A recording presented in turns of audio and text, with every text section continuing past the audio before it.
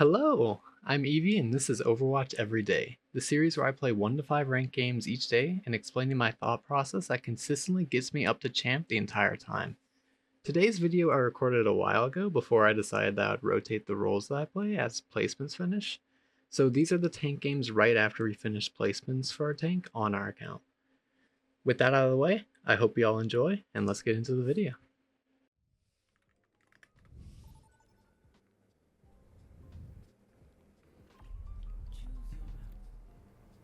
Alright, loading in here we have Esper, Dorado, Circuit, looking like an Esper pick, probably maybe a divier sort of tank being played here. A lot is viable on most push maps, but I think generally dive tanks get a little bit of a boost, seeing how dynamic the game mode can be. And the mobility helps a lot with keeping up with different fights on the map.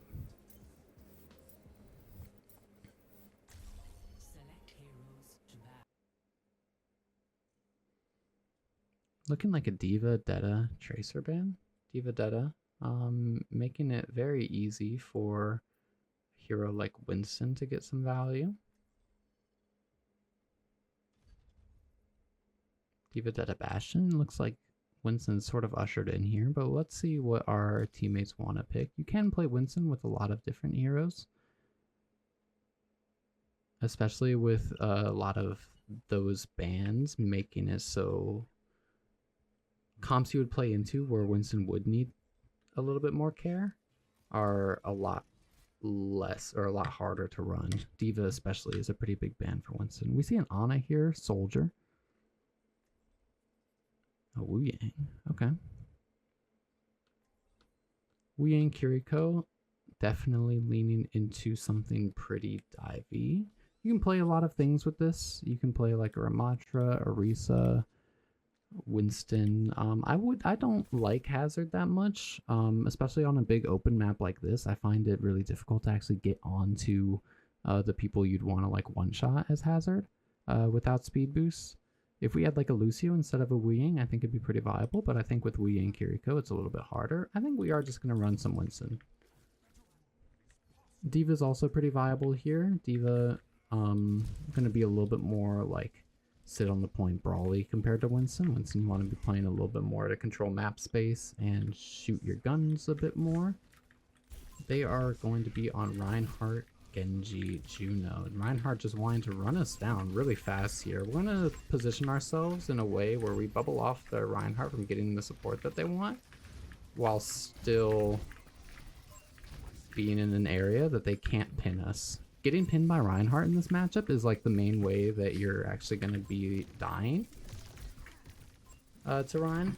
So just making sure that you're using your jumps in a way that care that is something really important in the matchup. As soon as Reinhardt's down, they don't actually have anything that can really stop us from just running over their backline. So we're just able to jump down or jump back at their supports and blow them up. They swapped Reaper, which a lot of people, even in really high ranks, see a Winston and go, oh, I'm going to go Reaper. It really doesn't do that much against a good Winston player, because Reaper is only able to be in sort of like one real spot at a time. We see Reinhardt jumping to or pinning to this low ground using their big movement cooldown, and it does not. So we're just gonna chill and shoot them out. They don't have their Jesus. Alright, I did not expect to take that much poke there. Their Kiriko just hit a lot of headshots onto me. I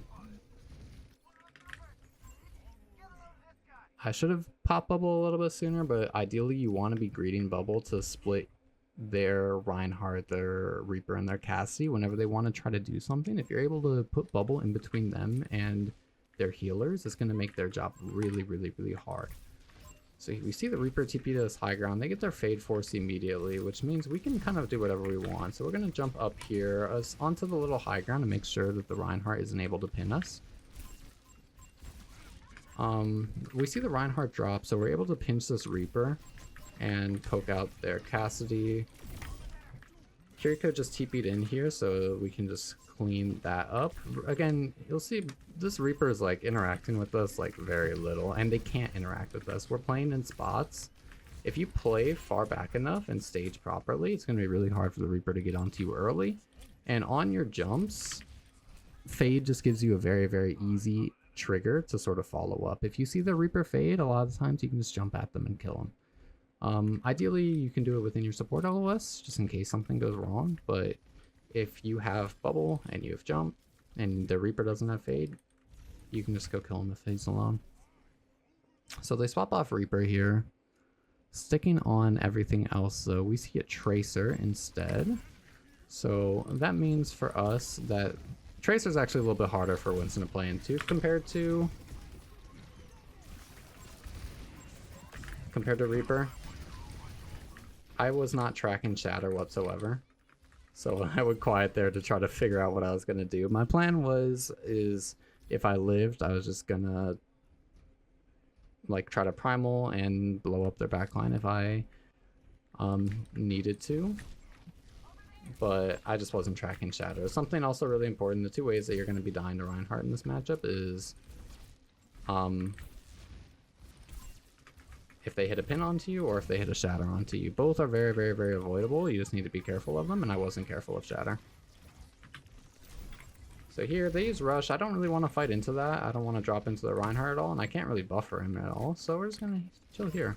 We see their Juno fall low. I can go for an aggressive play here with my jump because I have Primal. In case the Reinhardt pins back at me, I would just be able to Primal, and I would be fine, and we would win this fight either way. But the Reinhardt didn't pin back at me, so I didn't have anything forced.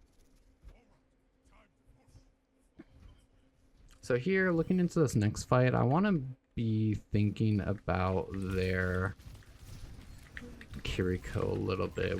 They don't have any ultimates to really like step and like blow us up, so we're just gonna try to hold our space as much as we can, make them uncomfortable, make sure that we're holding our angles, trying to poke down the people that want to be playing the game as much as we can. They do end up getting onto our backline, which is okay. Because we trade out their backline, and it's going to be really, really, really annoying for them to actually like clean up the fight or kill us as Winston Tracer.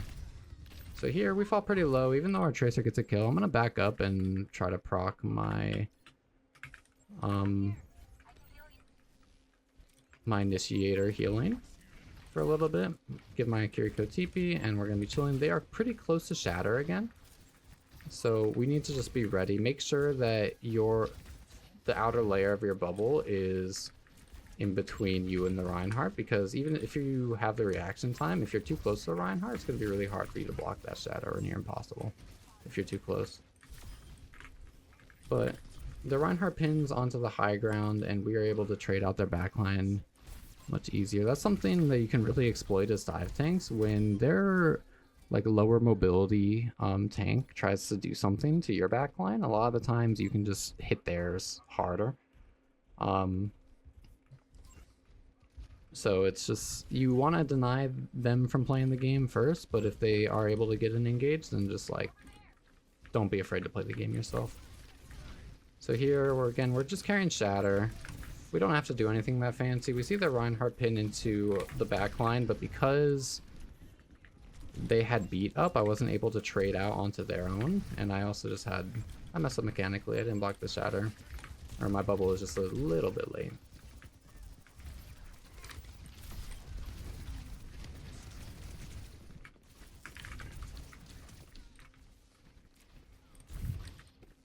So I've actually been performing pretty bad mechanically today, which is okay. Everybody's gonna have bad mechanics days. It's important to recognize that and not be upset at yourself over it, because while it does limit your options a little bit, you still have options. So to adjust to me playing bad mechanically, I don't have the best reaction time or the best aim right now. I'm going to be playing a little bit slower, a little bit further back, and I'm going to be valuing my information a little bit more so I can think through the decision-making process better. So here we see their soldier falling low HP, so I'm going to just jump on that. I'm going to see if I can greed primal. It'd be nice if I can, and I am able to. I've been holding on to Primal for a while, but especially on push, it's really, really, really important to hold on to your ultimates for when they really matter. Because if you go for some silly play, even if you hit nice clips or force stuff out, if you don't have Primal when it matters, or like the fight to actually win the game, it's like it's just over. If you want to win the game, then make sure you're saving your ult for when you need to. This fight, even if I died there, I recognize that it wasn't actually going to be that important if I died, because we have the lead. We don't have to push it anymore to win the game. So me primaling there, even though it was scary to die a little bit, it ultimately doesn't matter. Even if my team staggers here, we're gonna be able to get a fight back at like the center of the map. So me dying there literally just doesn't matter. Only thing that changes is we aren't able to hold this left side as aggressively, but we still get a fight here, you know? So nothing was lost. That's why I didn't primal. If you don't have the lead though, then going for aggressive ultimates is going to be necessary, because you would need to take it back. If nothing else happens for the rest of the game, looking for your own plays and your own ultimates is going to be the way to win, because you would need something to change, and you can change things with your ultimate. But if you're winning, then holding on to your ultimates will just take away their options to do something, take away their options to actually extend their lead. So here they used their B, so I matched with my primal because there was a very big chance that we could win there. Even if we die and we lose this fight, it's super fine. We have more than enough time. They have to win probably about 4 fights before they actually can win. So I'll be able to build another primal, especially with Chain Lightning, which basically really helps me build my ultimate super fast. There's almost no way that I won't have another ult for when it matters in this game.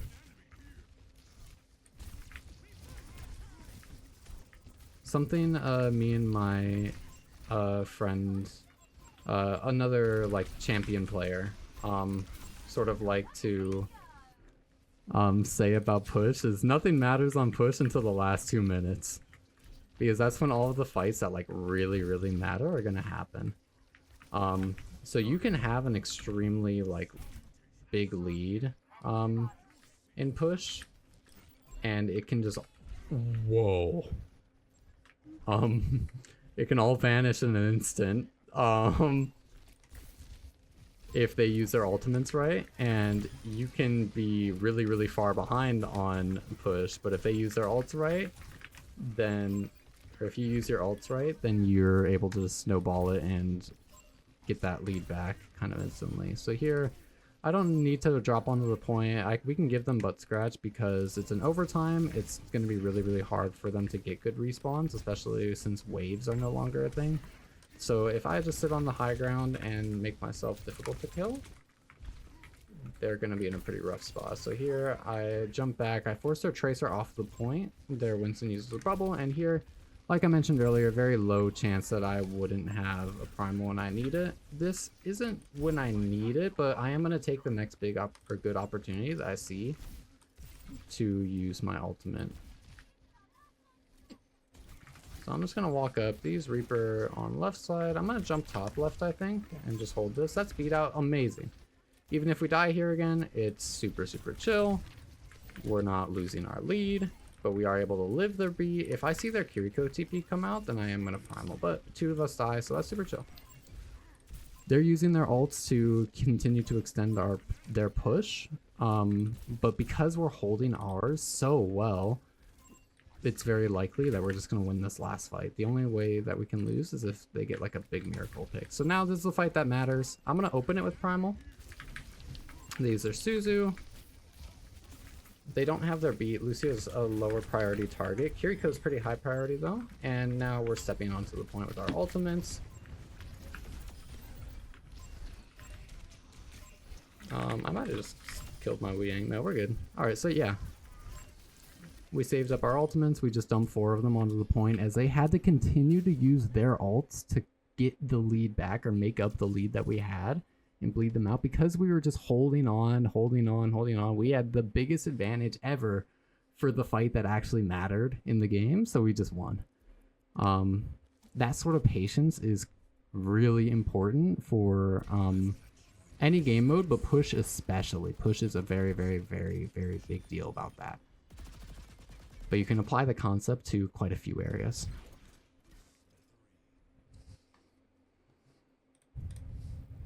And here we get another very big rank climb. We're now at Masters 1, 0%. I don't think we're going to be able to get GM off this game, but we'll see. That was not an uphill battle. Maybe if we got an uphill battle, it would have been it would put us like at the Masters 1% or whatever it was last time. But going up 99 per game is not bad at all.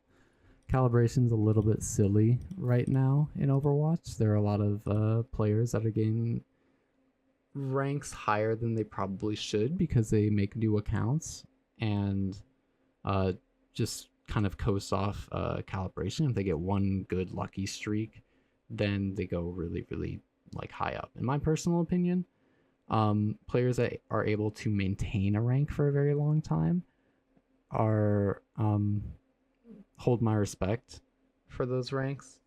But peaks sometimes, especially in seasons like this, can be a little bit fraudulent. I don't need to call anybody out, but if you want to be like regarded as like really like truly good at the game and feel good and be able to like carry a lot of like the games you play with your friends, then learning the game properly is the way to go and not trying to get a fraudulent peak. Playing in higher ranked lobbies, while it can be helpful sometimes for improvement, a lot of your mistakes that you might not know that you're making will get punished. If you are stuck in a rank, then it means that there's something that you can be doing a lot better in that rank. Elo hell is not real. We've dropped, what, 2 games out of how many? Yeah, we've dropped 2 out of 12 games. If you want to climb, then you can learn and climb. And this is what the series aims to do. I hope to help people improve as much as they can at the game. Atlis is going to be looking like a very brawl-centered map. Zarya, Detta, D.Va, Bastion, gone. A lot of very oppressive heroes in ranked taken out immediately. So we're going to see what our team wants to play here. I'd like to lean into a queen angle because my mechanics aren't that good today.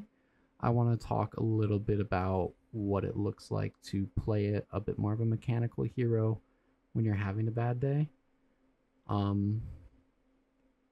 We have Kiriko, Emre, Cassidy. I definitely can play queen. That's more than fine.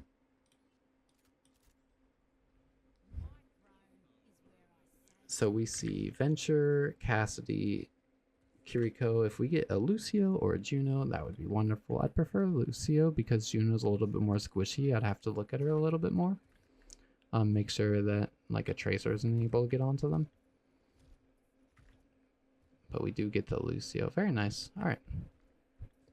Queen's super fine here. Ram's fine. Orisa's fine. Winston's fine. Fucking anyone you want is fine. When you have the 4 horsemen, basically, of like hit scan, flex CPS, and Kiri Lucio, you can kind of play whatever you want on tank.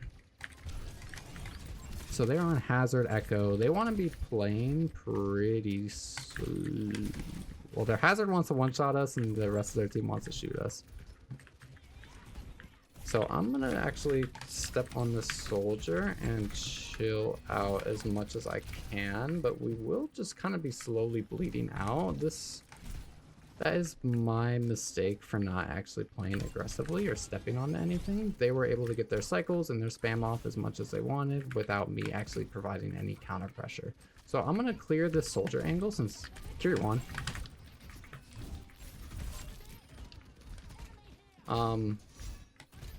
You can see me here missing all my shots, but as long as I'm making the right decisions in these lobbies and pressuring who I need to pressure, even if I'm not finding the frags, Most of the time it's going to be good.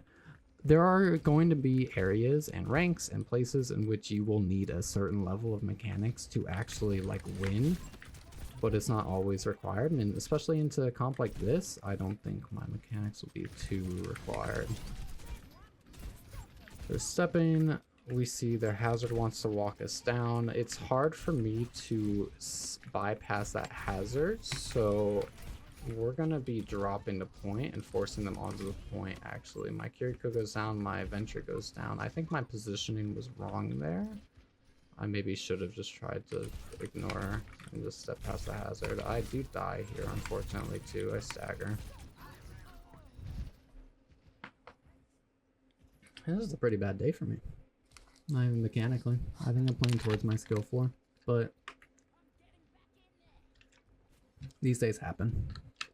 Something to keep your win rates high when you're having bad days is making sure you keep a good mental, as well as you're just thinking through things really properly and going back to your fundamentals. So here, Henry blows up. It's gonna be really hard for us to touch.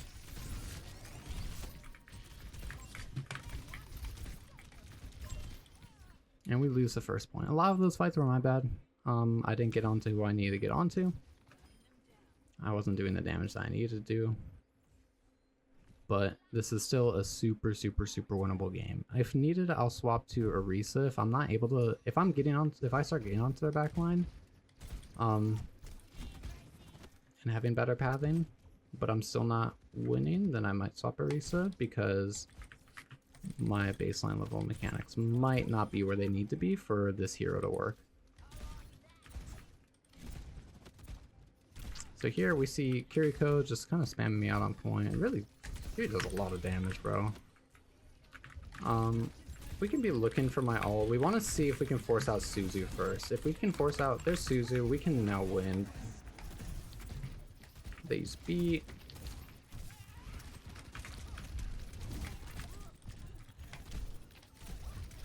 I get pushed off of the point. They use a few more ults than us, though. They use what? They use their rush, duplicate, spikes, beat. I don't know if they use visor or not. A stagger here would be kind of rough.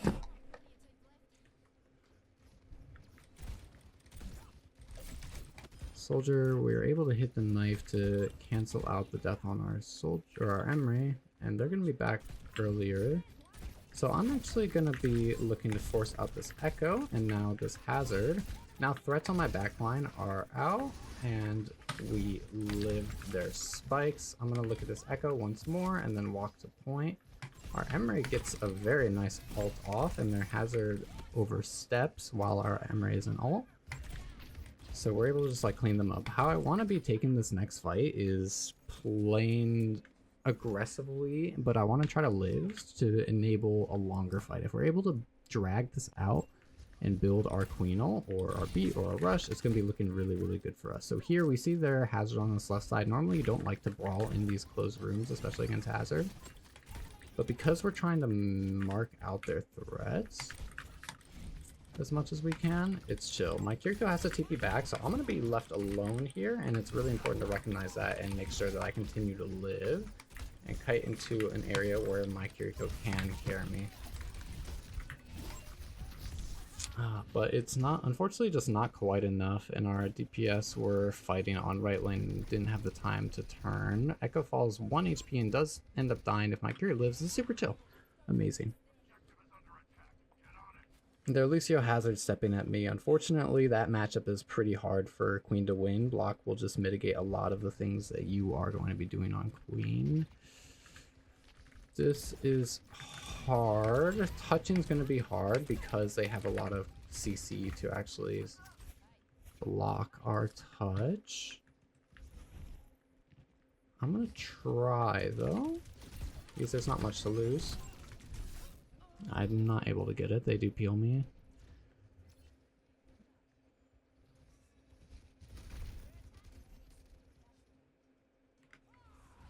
But here... Nice. Actually, be dying there ended up getting a pretty early kill for this fight. So now we're up 2. I'm going to be stepping. If we're able to force an ult here, that would be amazing. So we can just use ours earlier, or more, use more ult on point and get the cap. So now, looking into this fight, I want to be seeing if I can save my Queen ult until really, really late in the fight. I'm just going to be trying to show my presence to this hazard. They use Rush and Visor, we use our B, we're trying to stabilize. It's going to be, our Queen ult's going to be needed soon. B comes out from the enemy team, which is amazing for us. We're going to try to stabilize in our Rush, and I'm looking for my ult now-ish. Hazard falls 1 HP, we can maybe blow him up.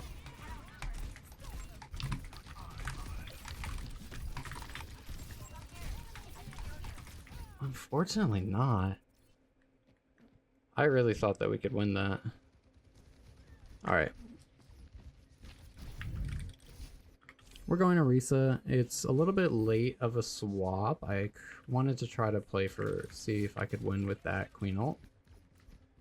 But it's did not quite win. Soldier's far behind, but we're not actually able to do that much about it. We're on a Lara now instead of Kiriko. My options are way more limited now. So we're just going to try to buffer as much as we can here. Remembering, because we're on a Lara, I'm not going to get much healing and we're not going to take much space. It's going to feel terrible. I'm going to go ball.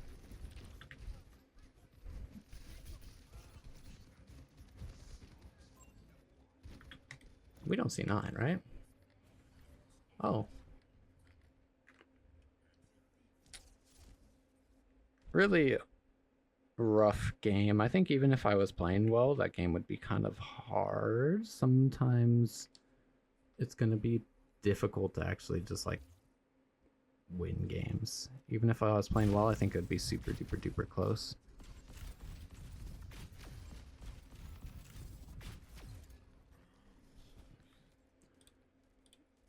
Queen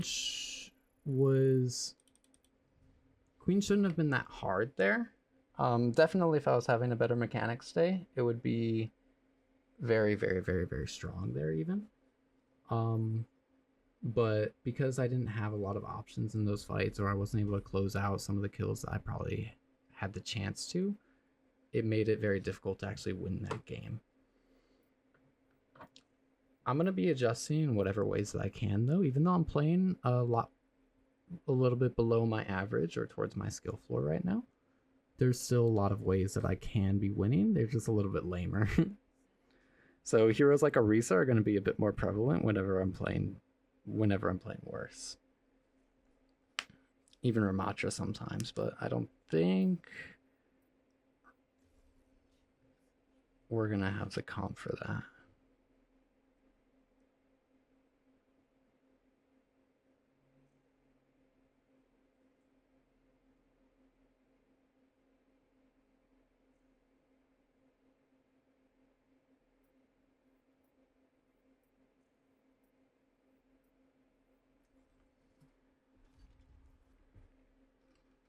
Zarya Mercy, no bans from the enemy team.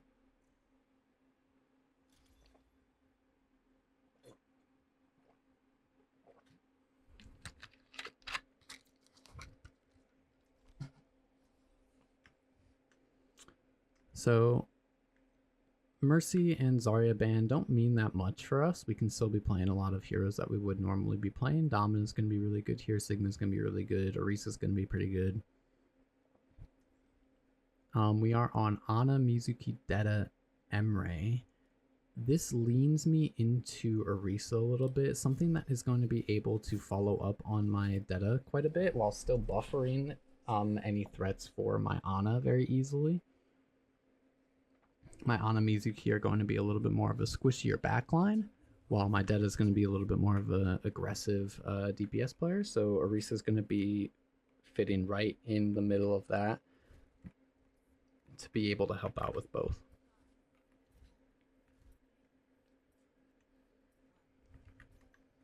Winston's also viable here. Ramatra, Sigma. I don't like Domina that much here. I think it's a little bit hard to play Domina with Ana sometimes. in Deta because I'm just not able to step as much as I would want to, but they are on Winston. This is going to be really important for us to force out this Winston as much as we can. So they back up to one corner. We're going to keep finding ways to shoot this guy as much as we can. Let our Deta do a lot of the cooking. We force out their bubble, and their Deta wants to step on us because we are a split target, which is super chill. They're gonna have bubble back up in just a second here, so now it's time for us to get aggressive. And their Deta goes in, but because we're pressuring their Winston so hard, they're not able to follow up on their Deta hit.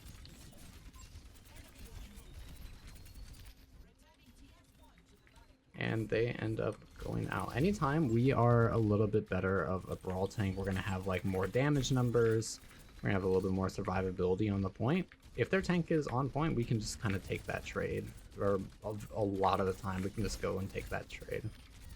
So because Orisa versus Winston is so favorable for Orisa, you can just look at him a bunch. So even in like this nano, making it so we can only get one kill with it, and my Deta's zoning their backline still the entire time, is going to be really strong. This is one of the ways that you can be playing the game if you don't have like the aim skill set, if you don't have the, what's it called? If you're just having like kind of a bad day. To keep it simple, you can be going like a brawl tank, look at the enemy tank, and it will result in pretty high win rates. Lucio in. Lucio gets forced out. Winston steps onto my Emre though. They are going to win this fight. We're going to see if we can trade out Lucio. Not quite, which is a little unfortunate, but that's okay. I'm okay with how I played that. I could have looked at their Winston a little bit more. The more likely you are to go kill or be able to kill the backline, the better it is to kill, like just go walk and kill the backline. But because my mechanics, my aim isn't that good today, doing whatever will get me the most consistent value is the way to win. Since ranked is about building consistent value, finding consistent value through every opportunity that you or every game that you might play. If you're consistently getting more value than the other people in your lobbies or the other tanks in your rank, then you will climb. That's how the elo system will work. So because I don't have the mechanics get value by walking down their backline, I'll find the value by denying their tank.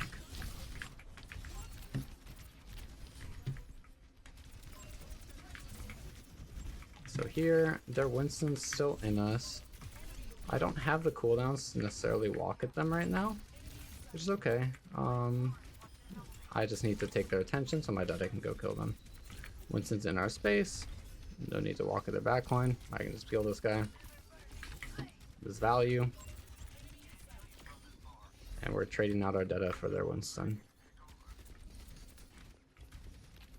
Again, not picking any perk or any major perk on Orisa, because if I commit to shield, it's very likely that they're going to be they can just like counter swap me, and then the hero is way harder than it could have been. And if I pick the spear perk and they swap, then it's locking me into something that could be really rough. So here our Emre is able to find frag onto their Lucio. Their Winston jumps in, so we walk at their Winston, extend our shooting, our uptime with our gold, and we're just super chill. Now that their Winston's out, it's time for me to just like walk at their cast, see if I can find any extra frags, but this is not my job. This is just additional value.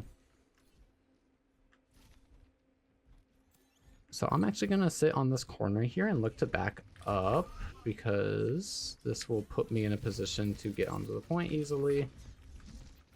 And it was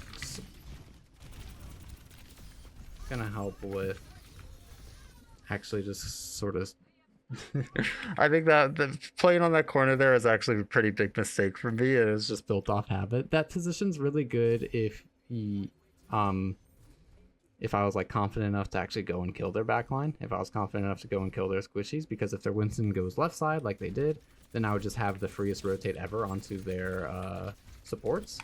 But because A, they were really far away, and B, I don't want to be playing for that in this game, that starting position for the fight for me was pretty bad. It still might be a winnable fight.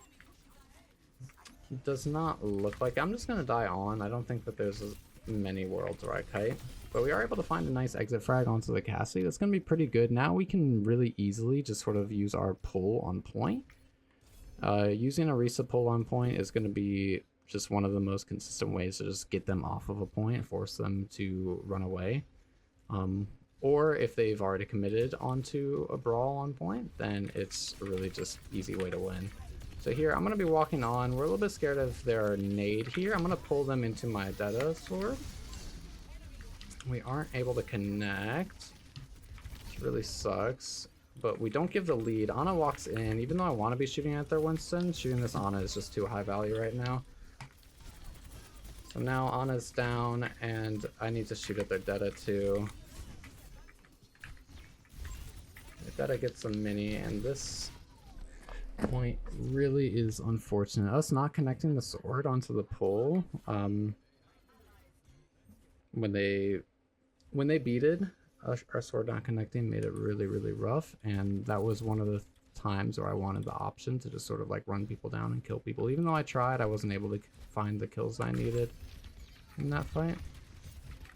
So Winston bubble gets forced pretty early. Detta goes into our backline and blows up our Emre. I get naded, but we have our Hatman all out. It was harder for me to chase their Winston there, so I'm using this nano to walk onto the Ana who is readily available. Now, I think I talked about it either in last episode. Yeah, I talked about it last episode on push maps where when you're at ult disadvantage, the last 2 minutes in push are all that matters. So using our ults well here and trying not to stagger is going to be the name of the game. So we use our Emre to deny or try to deny their push, which really sucks. Bummer. So we are on Brig, Mizuki now, Sojourn. I'm going to have the only ultimate up here. I want to be using this aggressively and going for some big plays to actually be, like, to actually start to get this lead back a little bit. My Detta goes down. I'm going to try to keep this Winston in as much as possible. They use their Noon. This is, if we're able to live this and then use our ults later to snowball, this can be pretty big, but we would need to be winning fights fast. I'm in a pretty rough spot here, but we are able to live it, fortunately. My Detta's walking up. I'm pulling their Winston to make sure that they can't actually go on my backline. This is like one of the only chances we're going to get to win this game, so I need to maintain the chance to win. It's not the biggest steal because they used ultimates to create that situation, and we used ultimates to respond to that situation. I'm trying to care this guy. Now this is the point in which you want to be looking to make a few miracles happen. It's going to be a little bit difficult for me because I don't have that much healing, but I'm going to step at this Winston really early.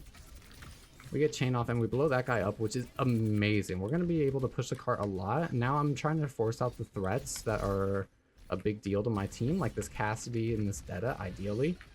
So that sword from their Detta, I don't actually have...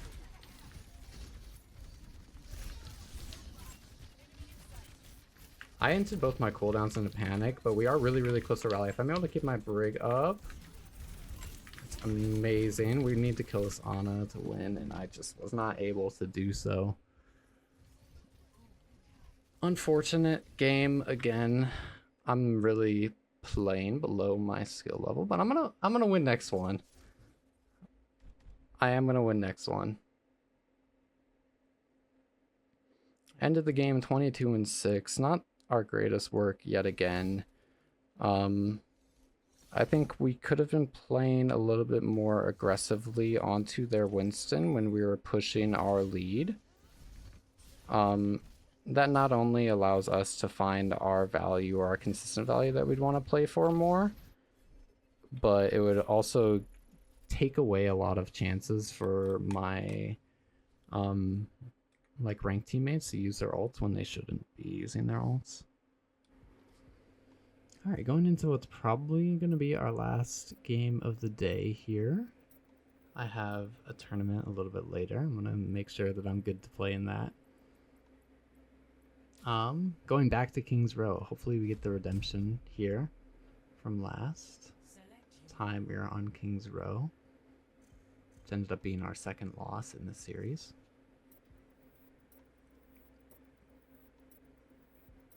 Looking like a Bap Zenyatta angle.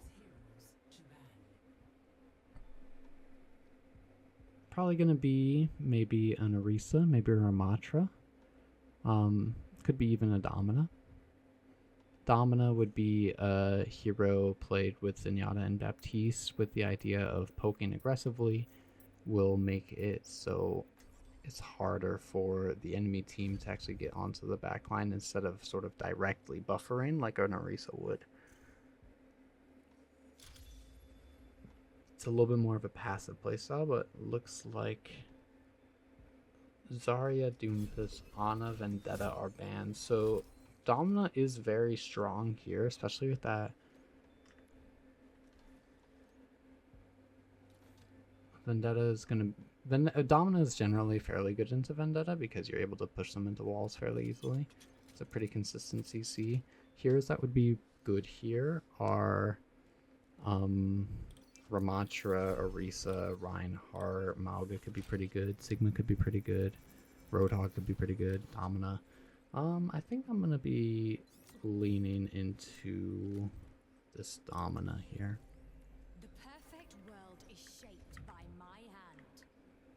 Now, the idea behind this comp, we have a lot of damage. We have a lot of shooters. It's a very real chance if they're trying to play a little bit too fast through like front line, for a Domina to be able to handle, then a hero like Orisa or Ramatra would be a lot better. And we might end up swapping to that a little bit later, depending on how the match is going. But we want to be poking. We want to be utilizing our shield to enable all of our shooters to poke as much as possible. They have their own Widow. Tracer's going to be a really big deal, and Roadhog's going to be a really big deal. We're going to take this hook and let our team poke them out as much as we can. Roadhog is able to sustain our shield, and our Sojourn goes wide. We're just going to try to make sure that our Sojourn is as safe as they possibly can be. They've taken Ego Duel on main, which is not our favorite thing to see, but it's okay. The Roadhog hits a nice hook and they get discorded, and now every time that the Roadhog goes for their cycle, it's our turn to step afterwards. It's going to be hard for us to play first basically ever on this comp, but we can be punishing what they do a lot. Widow's top, we have two of us on the point and Kiriko left side. Nice. Our Sojourn finds another Miracle Frag, so we are going to poke out this Mercy. My Sojourn goes for the Ego Duel and they win it. Roadhog's main, we just want to make his life as miserable as possible. Their Tracer's still in us, trying to stall as long as possible. Both of their supports are down, which means we're able to walk up and take a lot of the map space early. Widow's top right and Roadhog's main. This is still pretty good for us to be able to walk, and we are able to get the kill onto the Roadhog. They don't have enough damage for me individually to actually punish me, so I'm able to walk back and try to force out their Widow, but they die before I'm needed. Their Tracer gets a kill onto our Zenyatta, which kind of sucks, but they are down their Widowmaker, they're down their Tracer. They're only going to have their support here right now, and their Roadhog back in a few seconds. We see their Kiriko left side, we see their Moira main. We just need to be really careful of their Roadhog walking down our Baptiste on point. Roadhog getting top right would be kind of yucky situations, so if that happens, I'm going to go up there and force him out. Roadhog takes far left side though, which is pretty good for us. They might go this top left area, in which I hope that my team will let me hold the point. But they end up dropping, which is amazing for us. And now we're going to try to catch their back walk with our slow. Widowmaker peeks this top right, which is kind of sucks. But our Sojourn responds with their overclock, and Roadhog going behind us means that we can chase this guy down. They do have Whole Hog, so I can't chase it any further, and I have to let them get onto my Widow a little bit. But making sure that we just spam them through the entire way. Anytime you're playing a very like pokey hero, sort of like Domina or Sigma, your main value is just going to come from just shooting them, as forehead as it sounds. So making sure you're putting yourself in spots to shoot them effectively is really, really good, and never forcing yourself in areas where it might be hard to shoot them. So here, I have low HP, I don't need to swing. So I don't swing, I just try to be in a position where I can shoot them later when I need to. Kiriko walks up. Tracer does find a lot of frags onto our backline, which is okay. We use our sights, our OC, and our Trank to win that fight. They use their Whole Hog, swapping off the Roadhog onto Hazard. They're going to be looking to have their Cole and Rush, which is pretty scary for us, but it's very, very manageable if we play it safe. Widow on top. I'm tempted to shield. Yeah, I should have. I would like to greed shield on Domina just because it's such a long cooldown. It's really, really nice if you're able to hold it for when you really, really need it instead of if you like maybe need it like for blocking a Widowmaker.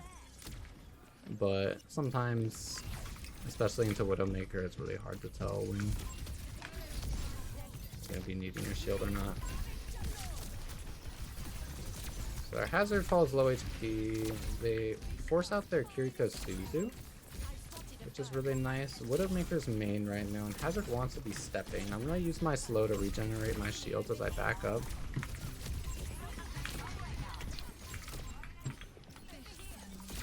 Widowmaker goes down, but they rush onto my backline. This is okay. They use their Cole and their Rush. Well, we just use our Domina. Domina is just a little bit too difficult here because they are now going a lot faster for comp. They're able to sidestep me a lot more. It's going to be a lot harder to get my value. I'm going to go Ramatra because they will not have the damage to force me off the point. I don't have the mechanical skill to really deny a lot of their Hazard engages or their Tracer engages as a Risa. So the value that I can get is just walking up to the point and sitting there. So their Widowmakers in the corner and killing everyone. That is the one bad thing about Ram here, though, is that their Widowmaker can be Thanos sometimes. The pathing from us was wrong there. So for this next fight, it's going to be pretty good if we walk into this right side. Outside, or making it difficult for their Widow to get good sight lines onto us. Hazard's top right, which is okay. I just need to clear this right side. Since I'm not able to actually do that much to like their Hazard directly, I can just be walking all the way behind. I can force them back and make them look at me when I get to the point, while simultaneously like pressuring out their Widowmaker. So now, even though 3 of us are down, we get onto the point. Widowmaker's main really just sucks, so we need to be in a spot ready to touch, and our Zenyatta might get it. We need to be ready to break wall. Tracer falls low HP. Kiriko TPs, but I'm not able to do anything. I just need to hold block on point.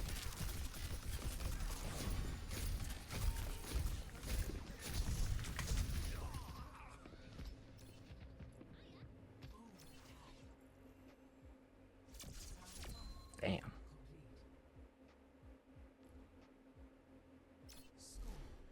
We get held on second. Their Widowmaker is taking the game out of our hands a good bit. I might go Wrecking Ball.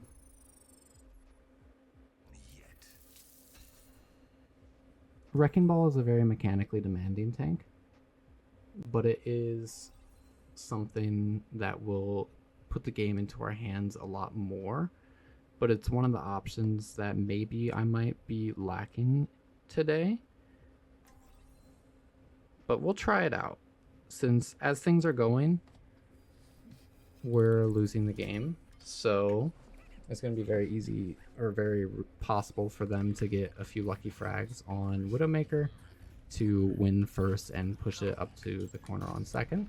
So Wrecking Ball will deny their Widowmaker of a lot of their value. The big issue though is them walking down our backline. Our team is getting a little bit tilted, which is another really good reason for Wrecking Ball to be played. When your team is getting tilted, it's not immediately lost, but it means for tank players especially that you might get a little bit less care. People are going to get distracted, your supports might be typing at people, it'll just be a little bit harder. I might even go for a really aggressive play because I'm nervous about this guy finding some kill. So we get the kill onto their Widowmaker. And we're going to be the biggest nuisance possible to that guy. So poking here actually isn't that important. And I can't really get onto their Widowmaker like I did last fight. They are able to find one. But we're able to trade out, and now we just need to be pressuring out this Kiriko and chasing down any kills that we can get there. This is now a backline trade fight, where we just need to kill them better than they're killing us, which unfortunately I am unable to do.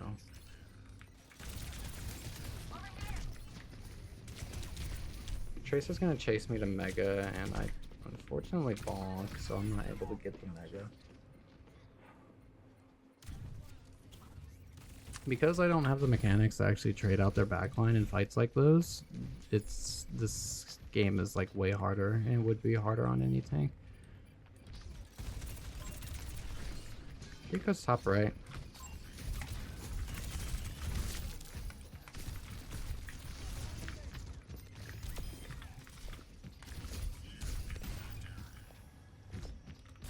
Hazard's looking to mark me. I want to try to mark their Widow though, if I can.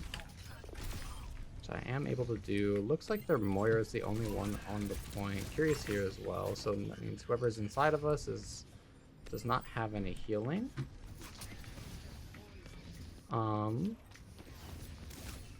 But our team is taking a long time to step up, so we're gonna just pressure their backline.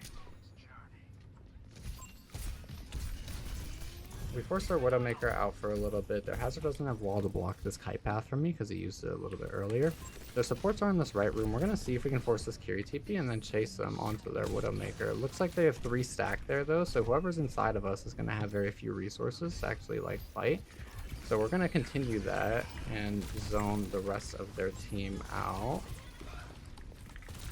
I'm going to get onto this Widowmaker and she's going to go back up. She gets one more shot opportunity because of the grapple play, but their Tracer's gonna peel us, their Hazard's not gonna die, our Tracer's gonna die somehow, and they're gonna get a lot more cart push. The better play would have been to just let their Widowmaker go eventually. I'm just really scared of our team getting curved. Kiriko falls low HP with and TP's in. Very, very big Bob. Look at the Kiri, look at the Kiri, look at the Kiri. Nice.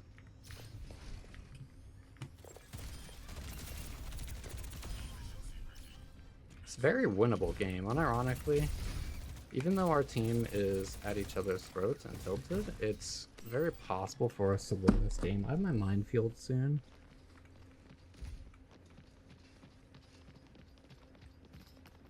Hazard's holding close, Kiri's close. I might force this Kiri Moira stuff. They swapped off of Widow onto Ashe and they just wall me and I fucking blow up, man.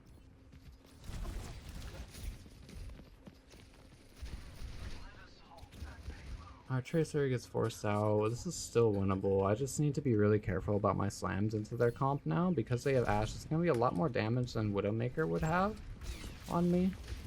I'm going to use shields early and just stall for my mines. We have our Trank, so that means we can step up onto their backline. Nice. Moira falls low HP, fades onto the point. I can slam this and confirm this kill. Hazard's inside of us.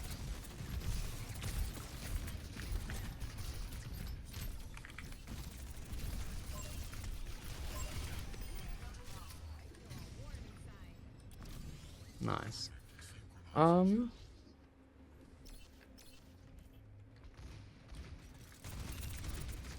They're on Cassie now. They're going to be continuing to swap more and more to try to make my job a little bit harder.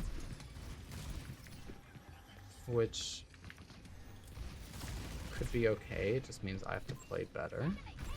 Later I can swap to Orisa and make the job a little bit easier. They're looking to maybe be going left side. We just want to make sure we're getting a lot of really good scouting here. And we can look for a mines hit on this lane.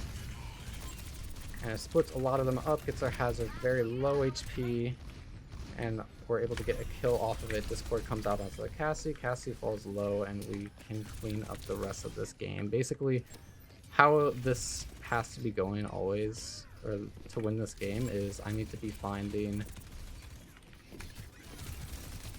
I can't roll through and try to kill the Tracer because Wall is almost back. The Hazard could wall me.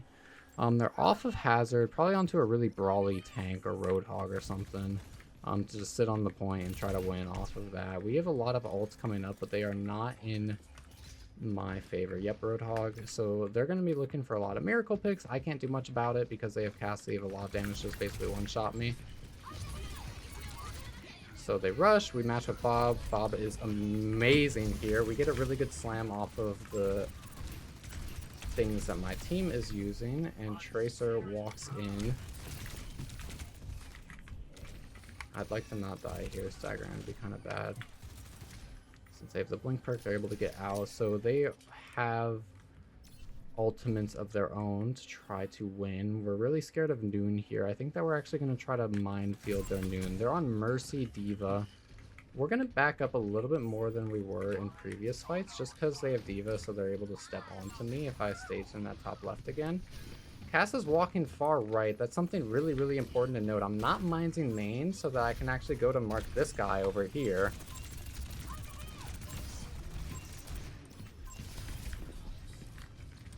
I didn't use minefields on main because if they used their high noon, it was going to be very unlikely I would find a kill without an ultimate to actually like clear that angle. But if they didn't have their high noon, then I could just mines on main and then go to kill their Mercy Cassie, but it's probably safer to just mines off angle anyways.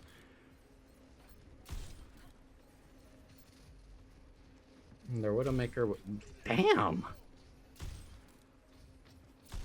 Alright, this guy's just Thanos.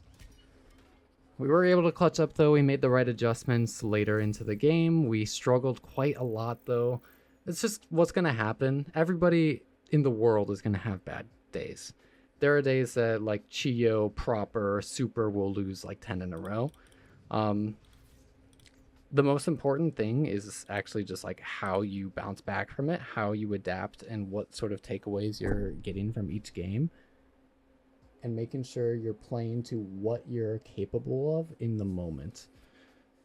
If you want to climb in ranked, you'll see almost every one of my ranked losses, especially in like Masters and so, are just kind of ego losses where I think that I can do something, I think that I'm good enough to pull off like a hero or a play, and then I just am not. So making sure you're in touch with your own capabilities and your own skill set in the moment is a really, really important factor of actually winning ranked games. It might sound a little bit silly, but knowing what options you have as a player will help you with your decision-making process quite a bit. So their ball wasn't actually the most mechanically demanding. I didn't have to win like super unfavorable 1v1s or get off really, really hard hits. I didn't have to outplay like their cast and whatnot because of how I was playing on King's Row. I let them walk up. I let them use their CDs first after they were off of Widowmaker. I was allowed to do that. And then and only then did I look for like my hits, which were very easy mechanically to pull off, or a lot easier than they might have been if they like stuck on like Widowmaker or something and swapped like they played like Widowcast. That would have been a hard mechanical job for me. But everybody has bad days. This unfortunately is one of mine. I do have a tournament later though, so I'm gonna go take care of myself. Main reason why I have bad days and like at all is because I just forget to eat, which I did do today. So I'm gonna go eat. I'm gonna go shower. And I'll go play in my tournament, which, by the way, every tournament match I play, you can catch live at twitch.tv/EV_. Thanks for tuning in, everyone. We ended Masters 1, 7%, so I will take that for now. GG's. Bye-bye. See you tomorrow.